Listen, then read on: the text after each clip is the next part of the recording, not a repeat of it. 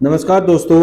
आज फिर बात करेंगे नए प्रैक्टिस सेट की, जिसके अंदर आप लोगों को एसएससी, रेलवे और पुलिस वाले जो क्वेश्चंस होते हैं, जो बहुत इंपॉर्टेंट होते हैं, उनके एग्जाम से रिलेटेड है, क्योंकि डायरेक्टली उन्हीं के सिलेबस से लिए हुए हैं। तो ये प्रैक्टिस सेट तीनों टाइप के एग्जाम्स में बहुत काम आता है। जो भी चैनल पे नए हैं प्लीज सब्सक्राइब कर लेना, और बढ़िया लगेगा ना सेशन तो यार लाइक करके जाना। चलो स्टार्ट करते हैं। ऐसा जो क्वेश्चन होता है ये आरआरबी ग्रुप बी में बहुत पूछा जाता है। नीचे दी गई समीकरण को गणितीय रूप से सही बनाने के लिए किन दो चिन्हों को परस्पर बदलना चाहिए। सिलेबस में तीनों के हैं। तो अब ऐसे क्वेश्चन में अगर हम देखें, एक एक ऑप्शन को उठा के हम लोग चेक कर सकते हैं, बट उसमें बहुत टाइम लगता है। तो उसके लिए छोटी छोटी चीजों का ध्यान रखना है। छोटी छोटी चीजों का ध्यान कैसे रखते हैं कि जैसे अगर हम देखें, हमें लाना है 168, इन साइन को चेंज करके। अब जैसे अगर मैं भाग को माइनस से रिप्लेस करूं, यहां भाग आ जाए तो यहां भाग होके 3 बचेगा। फिर 12 से गुणा होगा तो 12 3 36 हो जाएगा। यहाँ माइनस 72 में से 36 जाएगा तो 36 36 24 में जुड़ के बहुत छोटा बनेगा। ऐसे ओरली बोर्ड मास रूल को लगा के आप लोग चेक कर सकते हैं। बट एक्यूरेटली कैसे करेंगे? एक्यूरेटली करने के लिए हम लोगों को क्या करना है कि अब यहाँ देखिए, जैसे ये गुणा है 12 गुणा 36 बहुत बड़ी संख्या होती है, 300 से भी ऊपर चली जाएगी। ठीक है, अगर इस गुणा को थोड़ा छोटा कर दूं तो मेरा काम हो जाए। तो गुणा वाला साइन किससे रिप्लेस हो रहा है वो आपको देखना है।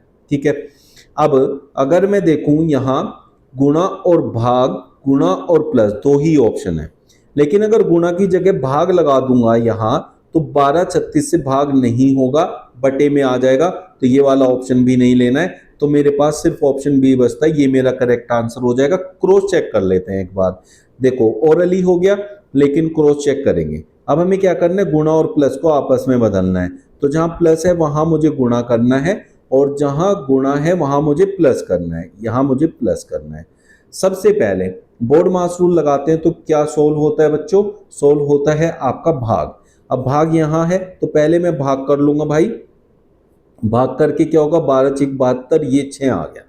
अब मुझे इन दोनों की आपस में गुणा करनी पड़ेगी, क्योंकि भाग के बाद गुणा होता है बोर्ड मास रूल के हिसाब से। तो ये हो गया 24 के 144, फिर यहाँ प्लस 36 माइनस 12 है।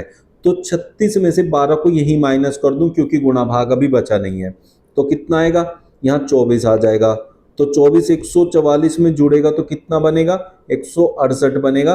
वैसे तो हमने इसको बिना सोल्व किए ही पता लगा लिया था कि इसका आंसर क्या होने वाला है, बट फिर भी आपको क्रॉस चेक करना है तो कर सकते हैं। ऐसे आपका सॉल्यूशन हो जाएगा। तो आप लोगों ने बेसिकली क्या करना है, बेसिकली ये करना है कि इसमें बोर्ड मास रूल लगाना है और देखना है कि सामने वाली वैल्यू को फाइंड करने के लिए किन चिन्हों को बदल के हमारा काम हो जाएगा। इसमें सबसे बड़ा रोल होता है भाग और गुणा का। उम्मीद करता हूं अच्छे से क्लियर हुआ होगा। नेक्स्ट क्वेश्चन देखते हैं भाई। ये है एनालॉजी का क्वेश्चन। इसमें क्या कह रहा है, इसका इससे जो संबंध है, इसका वही संबंध किससे होगा।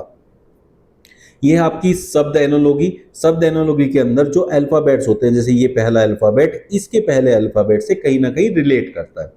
अब ये नंबर से आपके जो हम निकाल सकते हैं, कौन से नंबर, अल्फाबेट के नंबर जो अंग्रेजी वर्णमाला में होते हैं। जैसे ई होता है 5 पे और जी होता है 7 पे, इसका मतलब यहाँ 2 का डिफरेंस रहा होगा। एल होता है 12 पे, एन होता है 14 पे, तो यहाँ भी 2 का डिफरेंस है। ई 5 पे है और यहाँ जी 7 पे है, फिर से 2 का डिफरेंस। 3 पे सी होता है और 5 पे ई होता है, तो 2 2 के डिफरेंस पे सब चल रहे हैं। हम लास्ट में भी एक बार चेक कर ले, 3 और 5, यहाँ भी आपका जो है यहाँ 2 का डिफरेंस आ गया। अब देखो यहाँ एक एक चीज को चेंज करते जाएं, सब में 2 2 का डिफरेंस आता जा रहा है। तो हम लोग क्या करेंगे, बस यहाँ आपको अल्फाबेट के नंबर लिखने और उनमें 2 2 ऐड करके देखना है। या फिर आप ऐसे भी कर सकते हैं, जैसे ई है एफ छोड़ के जी आ गया, एल है एम छोड़ के एन आ गया, ऐसे भी कर सकते हैं। तो नंबरिंग नहीं करना चाहते हो तो हम ऐसे कर सकते हैं, एन है तो ओ छोड़ के पी आएगा, यू है तो वी छोड़ के डब्ल्यू आएगा, सी है तो डी छोड़ के ई आएगा, पी डब्ल्यू ई से स्टार्ट होने वाला सिर्फ ऑप्शन डी है। तो यही मेरा करेक्ट आंसर हो जाएगा। इस टाइप से भी कर सकते हैं, विदाउट नंबर आप इसे सोल्व भी कर सकते हैं, विदाउट नंबर भी ये हो जाता है। चलिए आगे चलते हैं। नीचे दी गई आकृति में कितने त्रिभुज है? जब भी इस टाइप की फिगर आप लोगों के सामने आएगी भाई, कुछ भी नहीं करना, आपको देखना है बड़े त्रिभुज के अंदर कितने छोटे त्रिभुज मौजूद हैं, बस वो देखना है। वो कितने हैं, एक ये रहा, एक ये रहा, एक उसके अंदर रहा, तो 1 2 3, ठीक है, 3 त्रिभुज यहां अंदर मौजूद है। जितने अंदर त्रिभुज मौजूद होते हैं छोटे वाले, उसका 4 गुना करना है, जो आएगा वो होंगे अंदर के सारे त्रिभुज, और एक त्रिभुज ये आपका बाहर बच जाता है, तो ये होता है अलग से ऐड। तो हम क्या करते हैं कि अंदर त्रिभुज देखते हैं, छोटे त्रिभुज कितने हैं, काउंटिंग करते हैं सीधे सीधे, उसका 4 गुना प्लस 1, तो 4 गुना किया, 3 थे अंदर, 3 चौक 12 और 1 उसमें ऐड कर दिया तो 13 हो गए। तो यहाँ टोटल 13 त्रिभुज मौजूद हैं। असंगत का चयन करें, तो मतलब यहां आपके पास 3 एक जैसे होंगे, एक अलग होगा, किसी ना किसी रूप में 3 एक जैसे होते हैं। जैसे यहां अगर हम पढ़ें तो पहला ऑप्शन जनवरी, फिर जून, फिर जुलाई, अगस्त, यहाँ सब क्या लिखे हुए हैं, महीनों के नाम लिखे हुए हैं। अब जो महीनों के नाम होते हैं वो ज्यादातर महीनों के दिनों के वजह से अलग होते हैं, और इनमें हमेशा एक जो सबसे अलग पहचान में आता है वो होता है फरवरी। फरवरी यहाँ लिखा नहीं है, तो बाकी जो जितने भी महीने होते हैं उनमें या तो 30 दिन होते हैं या तो 31 दिन होते हैं। तो अब हमें देखना है, अगर 30 दिन वाले 3 होंगे तो 31 वाला अलग हो जाएगा, अगर 31 वाले 3 होंगे तो उसमें आपका 30 वाला अलग हो जाएगा। तो इसे अगर हम देखें तो इसमें हम लोग समझ सकते हैं कौन कौन से एक साथ है। जनवरी 31 का होता है, फिर जनवरी के बाद अगर हम बात करें जून की, अब अगस्त भी हमें पता है 31 दिन का होता है, ठीक है, जुलाई भी, जुलाई और अगस्त 2 ऐसे महीने हैं जो लगातार 31 दिनों के होते हैं। तो इनसे अलग कोई भी जो है आपका लगातार 2 महीने 31 तारीख के नहीं होते एक साल के अंदर। बहुत से बच्चे कहते हैं सर दिसंबर के बाद जो जनवरी आता है वो भी तो दोनों लगातार 31 दिन के होते हैं, बट भाई वो साल बदल जाता है, ठीक है, दिसंबर में अलग साल होता है, जनवरी में अलग साल होता है। अब आप लोग समझें कि इसमें से हमारे पास कौन सा अलग होने वाला है। तो जनवरी, फरवरी, मार्च, अप्रैल, मई, जून। अब जून में जो है वो 30 महीने 30 दिन होते हैं, तो जून के हो गए 30 दिन, तो बाकी सब में है 31 दिन। इसका मतलब ऑप्शन बी हमारा करेक्ट आंसर हो जाएगा। अब ऐसा भी होता है कई बार ना, ये आपके सीजन के अकॉर्डिंग भी होता है, गर्मी और सर्दी, बट वो तब लगता है अगर यहाँ 2 30 के होते, 2 31 के होते, तो फिर हम ये सोचते कि भाई ये कहीं आपके गर्मी और सर्दी के हिसाब से तो नहीं हो रहे हैं। फिर अगर वो वहां भी डिफरेंस नहीं आता है तो फिर हम देखते हैं कि बारिश का मौसम तो अलग नहीं है। तो इस टाइप से इसमें असंगत पता करने के 3 4 तरीके होते हैं जो महीने वाले क्वेश्चन होते हैं। 13 से जैसे 196 आया, 17 से 324 आया, तो 16 से वैसे क्या आएगा, एनालॉगी का क्वेश्चन है जिसमें हमारे पास नंबर एनालॉगी होती है, और नंबर एनालॉगी के अंदर हमें इनका रिलेशन फाइंड करना है। अब 13 से हमारे पास 196 आया है, अब 13 एक छोटी संख्या है, 196 एक बड़ी संख्या है। अब 196 जो है जानी पहचानी संख्या है, और जानी पहचानी क्या है कि ये 14 का वर्ग होता है, ठीक है बच्चों। अब 13 और 14 का रिलेशन ये है कि +1 करके हम 14 पे जा सकते हैं। अब हमें ये देखना पड़ेगा क्या ये आपका 17 से 324 में रिलेट करता है कि नहीं करता है। कैसे करता है, तो 17, अब हमें +1 करके लेना है, +1 जो हो गया 18। अब इसका वर्ग होना चाहिए सामने, और वर्ग है इसका जो कि है 324, तो इसका मतलब यहाँ इससे अगली संख्या का वर्ग लिखा हुआ है, तो 16 से अगली संख्या होती है 17, तो 17 का वर्ग हमें लिखना है जो कि 289 होता है। तो इसका मतलब ऑप्शन बी नहीं, माफ कीजिए, ऑप्शन सी आपका करेक्ट आंसर हो जाएगा, ठीक है। एनालॉगी के ऐसे क्वेश्चंस, ऐसे रिलेशन आप लोग फाइंड कर सकते हैं। ये है आपका सीरीज का क्वेश्चन। अब सीरीज में आप लोगों को सबसे पहले ये देखना है कि भाई जो पहली और दूसरी संख्याएं हैं वो बहुत ज्यादा दूर तो नहीं है। अगर वो बहुत ज्यादा दूर होती तो वो गुणा का, वर्ग का और या घन का क्वेश्चन होता है। अब 99 और 110 बिल्कुल पास पास होते हैं, जबकि ये आपके बहुत ज्यादा दूर नहीं है, तो हम लोग यहाँ अंतर निकालेंगे। अब 99 से 110 के बीच में 11 का अंतर आता है, तो आगे देखें हमारे पास कितना अंतर आ रहा है, तो यहाँ 22 का आ रहा है, और 11 और 22 का रिलेशन हमें सीधा सीधा दिख रहा है, 11 का टेबल चल रहा है, उसे आगे लेकिन रिलेट कर लेंगे। अब हमारे पास रिलेट करने के लिए अगली संख्या नहीं है, मिसिंग है, तो इसलिए हम इसी के बिहाफ पे देखेंगे कि पहले 11 का 11 दूनी 22, तो 11 तिये 33 का डिफरेंस होना चाहिए। अब हम इसको अप्लाई तो कर देंगे, लेकिन अभी हम श्योर नहीं होते हैं, तो इसलिए करके देख लेते हैं। 3 2 5, 3 3 6, 165। ठीक है, अब हमने ये ऐड कर दिया। अब हमने 33 किया है तो अगले में 44 होना चाहिए, और 44 को क्रॉस चेक करेंगे इसमें ऐड करके। अगर ये हमारा उससे रिलेट कर गया, जैसे कर गया, तो इसका मतलब हम ये जो लगा रहे हैं डिफरेंस, ये बिल्कुल ठीक है, 11 के टेबल में चलेगा।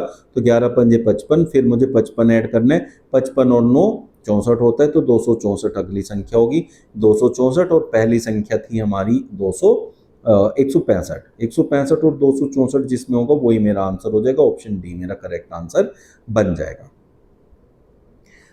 ये है आपके दर्पण प्रतिबिंब। आपसे कहा कि जो इधर लिखा है उसका दर्पण प्रतिबिंब इधर क्या बनेगा। तो ऐसे क्वेश्चन में लिखा होता है कि दाईं तरफ आपका दर्पण रखने पर दिए गए शब्द का दर्पण प्रतिबिंब क्या होगा।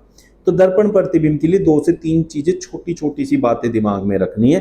पहली बात तो ये है कि आपका चाहे दाएं पे रखा हो, चाहे यहां नीचे रखा हो, आपका दर्पण कहीं भी रखा हो, तो उसमें जो शब्द की बनावट है वो शब्द की बनावट चेंज नहीं हो सकती। मतलब समझो, वैसे तो आपको लगेगा बदला हुआ, मैं ये कह रहा हूं जैसे यहाँ स्मॉल वाई लिखा है तो ये कैपिटल वाई नहीं बन सकता, स्मॉल बी कैपिटल बी नहीं बन सकता, तो लेटर की बनावट चेंज नहीं होगी। ठीक है, और जहां से क्वेश्चन खत्म होता है आंसर आपका वहां से स्टार्ट होगा उसका दर्पण प्रतिबिंब बनते हुए। तो y पे क्वेश्चन खत्म हुआ है तो y से आंसर स्टार्ट होगा उसका दर्पण प्रतिबिंब बनते हुए। ठीक है, अब यहाँ कैपिटल Y आ गया, यहाँ भी कैपिटल Y। मैंने कहा स्मॉल y से अगर क्वेश्चन में लिखा हुआ है तो कैपिटल Y में नहीं बदलेगा, तो इसलिए ऑप्शन बी और डी तो बिल्कुल भी नहीं होगा।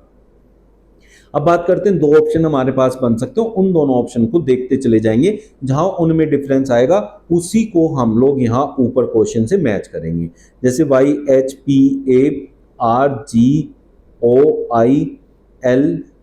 तक ये सेम है, तो यहां तक मुझे ऊपर क्वेश्चन में देखने की जरूरत नहीं है। फिर यहाँ B और D लिखा है, अब हमें चेक करना है ऊपर कैपिटल B है कि स्मॉल b है। तो यहाँ कैपिटल B है तो इसलिए कैपिटल B वाला ही बनेगा। मैंने अभी बताया कि उसकी बनावट चेंज नहीं होगी, तो ऑप्शन ए नहीं होगा, ऑप्शन सी हमारा करेक्ट आंसर बन जाएगा। एक निश्चित कूट भाषा में फॉरेस्ट को SPGVUG लिखा गया। ठीक है, तो अब बच्चों इनको क्या करना है ना, आप लोगों ने इन दोनों को लिख लेना है और इनको रिलेट करना है। जैसे हमने किया FOREST फॉरेस्ट, अब हमें से क्या लिखा है SPGVUG।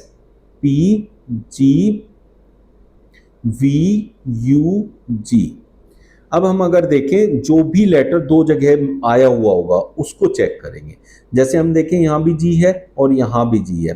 ठीक है, एफ का जी से डायरेक्ट रिलेशन होता है, एफ के नेक्स्ट जी होता है, और आर के नेक्स्ट एस होता है, ओ के नेक्स्ट एफ पी होता है। तो इन तीनों का रिलेशन है क्रॉसिंग मेथड से, और वो भी एक एक के डिफरेंस पे, एफ से जी।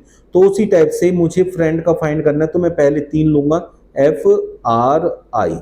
तो आई से नेक्स्ट यहां लिखूंगा, एफ से नेक्स्ट यहां लिखूंगा, और आर से नेक्स्ट यहां लिखूंगा, एस जे जी। JSG से स्टार्ट होगा, तो यहां मेरे पास 2 ऑप्शन है, तो मुझे आगे भी देखना पड़ेगा। अब ई से मैं जी की तरफ गया, एफ को छोड़ के, ई से जी की तरफ एफ को छोड़ के जाऊंगा, तो ई से एफ जी, तो यहाँ जी होना चाहिए जो कि लास्ट में बनेगा। तो इसका मतलब यहाँ लास्ट में जी इसमें बना है, तो ऑप्शन सी हमारा करेक्ट आंसर हो जाएगा। ये क्रॉसिंग मेथड कहलाता है, जिसमें आपकी ये तीनों क्रॉस होके ये तीनों क्रॉस होके बनते हैं। अगर ये 6 लेटर है, 3 उधर हो गए 3 उधर, कोई बीच में एक लेटर ऐसा भी आ जाता है कि वो सेम रहता है या फिर उसका रिलेशन बीच वाले से ही होता है, तो वो अलग टाइप से हो जाता है। तो उम्मीद करता हूँ ये अच्छे से क्लियर हो गया होगा। 7 व्यक्ति A B C D E F और G एक सीधी पंक्ति में उत्तर की ओर मुंह करके बैठे हैं। आपको उत्तर से दक्षिण से जो उसकी यहाँ पे दिशा दी हुई है उससे कोई लेना देना नहीं है। आपको क्या करना है, सिंपल सा, अपने सामने 7 व्यक्ति ऐसे टाइप से बैठा देने हैं जिसमें कि आपका लेफ्ट उसका लेफ्ट हो जाए और आपका राइट उसका राइट हो जाए। बस आप अपने दाएं और बाएं का अपने अनुसार बनाएं ताकि आप लोगों को समझने में आसानी हो। फिर 7 व्यक्ति को आप बैठा दो, ये ऐसे मैंने बैठा दी, 3 4 5 6। 7 व्यक्ति हो गए। अब वो जो भी आपको बोलेगा स्टेप बाय स्टेप आप चलेंगे, अगर कोई रिलेशन वहां नहीं मिलेगा उस लाइन को छोड़ देंगे। जैसे उसने कहा ए बाईं ओर से दूसरे स्थान पर, आपका बायां किधर है, इधर बाईं ओर से दूसरा स्थान, पहला स्थान ये रहा, दूसरा ये रहा, तो दूसरे स्थान पर ए बैठा है, तो हमने ए को बैठाया, ए बाईं ओर से दूसरे स्थान पर बैठा है। ए और सी के बीच केवल 2 व्यक्ति बैठे हैं, ए और सी के बीच में एक व्यक्ति मैं इधर बैठा दूं, एक ये हो गया, तो सी को यहां बैठना चाहिए, क्योंकि ए के इधर अगर हम जाए 2 प्लेसेस खाली हम नहीं छोड़ सकते, क्योंकि एक ही जगह बची है, तो इधर तो हम सी को नहीं बैठा पाएंगे, तो इसलिए सी को हमें यहां बैठाना पड़ा। ये आप लोग समझ गए होंगे कि किस केस में हमें किसको किधर बैठाना होता है। तो यहां तक होने के बाद अब आप आगे चलें। उसने कहा डी और एफ के बीच केवल 3 व्यक्ति बैठे हैं। अब हमें ना तो डी का पता है ना ही एफ का पता है कि उन्हें कहां बैठाना है, उनका कोई रिलेशन ए और सी से या दाएं बाएं से उसने नहीं दिया है, तो इस लाइन को आप लोग इग्नोर करके छोड़ देंगे, बाद के लिए आगे चलेंगे। उसने कहा डी ए के ठीक बगल में बैठा है, तो डी को मैं इधर भी बैठा सकता हूं और इधर भी। तो आप लोगों को क्वेश्चन में क्या करना है ना, एक जगह अपनी तरफ से लेके चल लेनी है, तो मैंने यहाँ पे ली, उसके अकॉर्डिंग उसको बैठा देना है। फिर अगर वो गलत होता है तो इंटरचेंज होकर ये प्लेसेस इधर उधर हो जाती है, हमें एक आइडिया मिल जाता है कि हमने सही किया कि गलत किया है। अब उसने कहा है बी डी के ठीक बगल में है, बी जो है डी के ठीक बगल में बैठा है, तो डी ए रहा तो बी यहां बैठेगा, फिर डी जो है बी डी के ठीक बगल में बैठा है। अब डी का ऊपर एक रिलेशन दिया हुआ था जो हमने छोड़ा था, वो था डी और एफ के बीच केवल 3 व्यक्ति बैठे हैं, डी और एफ के बीच केवल 3 व्यक्ति बैठते हैं, तो डी अगर यहां है तो एफ यहां बैठाना पड़ेगा, तभी 3 व्यक्ति हो सकते हैं, 1 2 3, इधर तो इतनी जगह नहीं है, इसलिए हम लोग जो बैठाया वो बिल्कुल ठीक है, तो हमें चेंज करने की जरूरत नहीं पड़ेगी।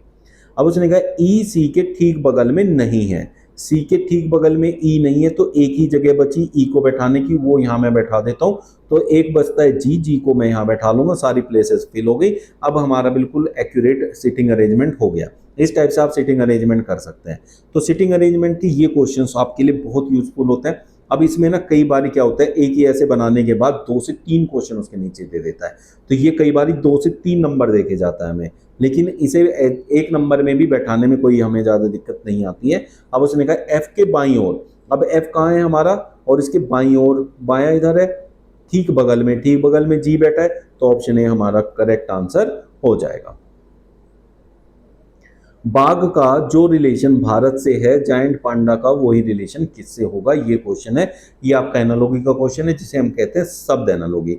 तो शब्द एनालॉजी में अब हमें ये देखना है कि बाघ और भारत का क्या रिलेशन है। बाघ मतलब टाइगर, अब टाइगर जो है वो भारत का राष्ट्रीय पशु है, ठीक है। अब बाघ जैसे भारत का राष्ट्रीय पशु है, वैसे ही हमें देखना है कि भाई जायंट पांडा किसका राष्ट्रीय पशु है। ताइवान का तो नहीं है, वियतनाम का भी नहीं है, रूस का भी नहीं है, चाइना, तो चाइना का आपका जायंट पांडा जो है वो राष्ट्रीय पशु है, तो इसलिए हमारा करेक्ट आंसर हो जाएगा।